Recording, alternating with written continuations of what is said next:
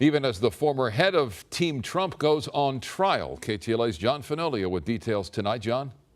Well, for months, we've heard over and over from President Trump, no collusion. But now we're hearing something different.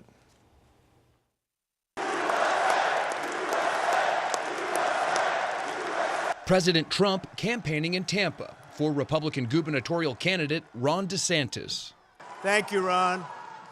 And everybody needs to support Ron DeSantis in our August 28th primary. But back in D.C., the Trump administration is focused on Russia. There was no collusion. There's been no collusion. There's no collusion.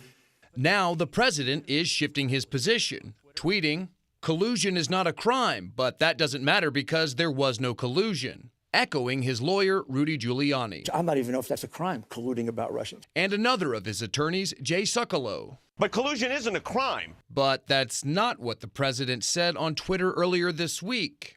Why isn't Mueller looking at all the criminal activity and real Russian collusion on the Democrat side? Podesta dossier.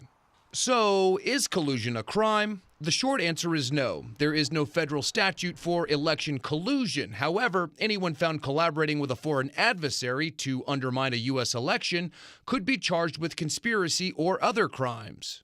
While I'm not using the specific word collusion, I'll remind you what the whole Mueller investigation is about is whether or not the Trump campaign worked with Russian intelligence officers to solicit or accept a thing of significant value. Thousands of hacked emails that might have been used in order to determine the outcome or influence the outcome of the federal presidential election. This as trial began for former Trump campaign chairman Paul Manafort.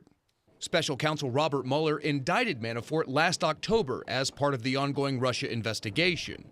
Manafort is accused of 18 counts of bank and tax fraud, failing to register as a lobbyist for a Russian-linked political party in Ukraine, and obstruction of justice. Former business partner and deputy Rick Gates has already pled guilty and will testify against Manafort. The White House now trying to distance itself from the trial and Manafort's role during the campaign.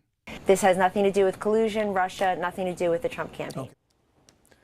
The government says Manafort hid millions of dollars in 30 different bank accounts while not paying taxes. The trial continues tomorrow. I'll send it back to you. John, thanks so much.